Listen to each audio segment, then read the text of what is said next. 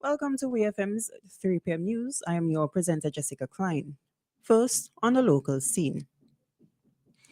The inspection of emergency shelters ahead of the 2023 hurricane season has been completed.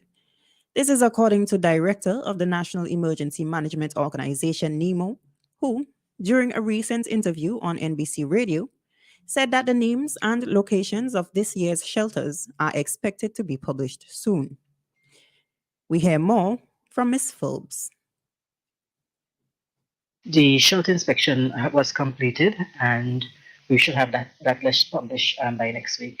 We're just doing some final checks to ensure that we don't like to publish the names without informing, even though we have the list every year, without informing, especially the private shelters, that they are on the list, and ensuring that we have a few. We're not ensuring that we have enough to actually serve the country. I don't think we'll ever have enough to if we really have a major emergency, because we know the population. We can expect about 20% of the population to be displaced if we really have a major hit. To be honest, and we are seeing this. This is a trend that you see across the region, even from the Irmas and the Marias. That was the Director of the National Emergency Management Organization, NEMO, Ms. Michelle Forbes. According to Ms. Forbes, there are 162 emergency shelters listed for the 2023 hurricane season. The Ministry of Transport, Works, Lands and Physical Planning, in an official release, have stated that it will be undertaking work of Union Bridges in the upcoming months through the Natural Disaster Management Project Implementation and Management Unit. According to the release, the project team will host a community meeting to inform residents of North Union, Chapmans, Lomans, and surrounding communities about the projects on Thursday, 8 June 2023 at the Chapmans New Testament Church of God from 7 p.m. sharp. The ministry encourages the effort of attendance as members of the NDM PIMU project will be present to address questions and concerns. Parliamentary Representative Saboto Caesar will also be in attendance to discuss this project and other matters. Still on the local scene, Kimron Plant in Neverson of Redemption Shops was found guilty in connection with the March 15, 2020 murder of a fellow villager, Edward Eddie Alexis, and will soon know his fate. A 13-member jury comprising 7 men and 6 women deliberated for about 3 hours at the High Court No. 2 on June 2nd, returning a unanimous guilty verdict. The deceased, who was returning home from celebrating his birthday with friends, was shot in the head. Alexis, a farmer who had just turned 28, was killed at about 10 p.m. on the day in question in the area of Redemption Shops known as Trigger Ridge, where he resided. During the trial, the person was represented by Counsel Patina Knights. After the verdict, Knights made a request of the court for a social inquiry report to be prepared on the prisoner. Justice Ricky Burnett ordered that the report is submitted by July 3rd, and the matter was adjourned for sentencing on July 7th.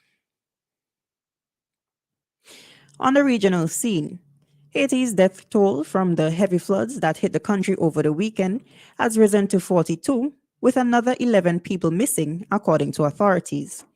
Haiti's Civil Protection Agency reported that at least 85 people have been injured and more than 13,600 homes were flooded, causing forced evacuations.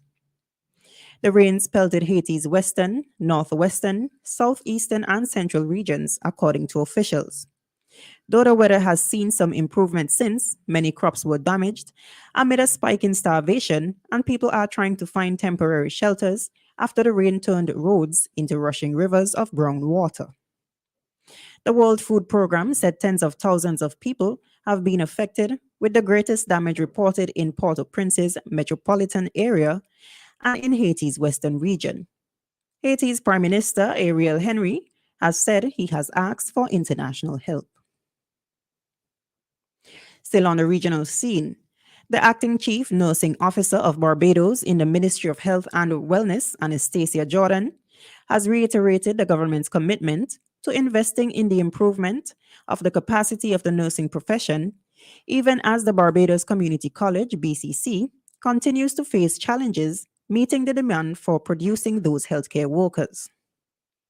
While delivering featured remarks at Monday's opening of the BCC University of Michigan Clinical Teaching Workshop and the BCC National Training Institute A1 Training Services Enhanced Skills in Caring for the Older Adult Workshop at the college's IRI campus, Jordan said that while BCC is limited in resources, it remains the main local educational institution that supplies the island's nurses, who represent the majority of workers in the health sector.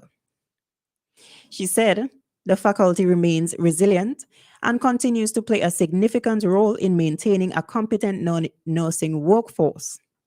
Their contributions to the nurses in Barbados cannot be overstated.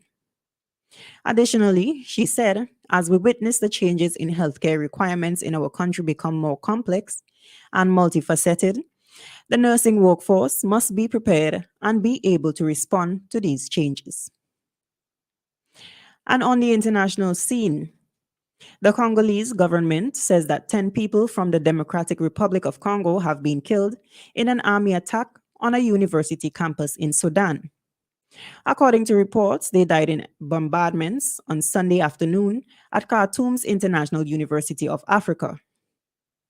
The Congolese foreign minister said, "What hurts us very much is that it was the regular army that dropped the bombs, knowing there were foreigners there." Rival military forces have been battling in Sudan's capital for weeks. RSF have bases in many residential areas across the city, which tend to be attacked by the military from the air. Reports have stated that it is not yet clear if those caught up in the Sunday's bombing were university students. This has been WeFM's 3 p.m. news. I have been your presenter, Jessica Klein. Join us again at 5:30 p.m. for WeFM's evening news, and we thank you for listening.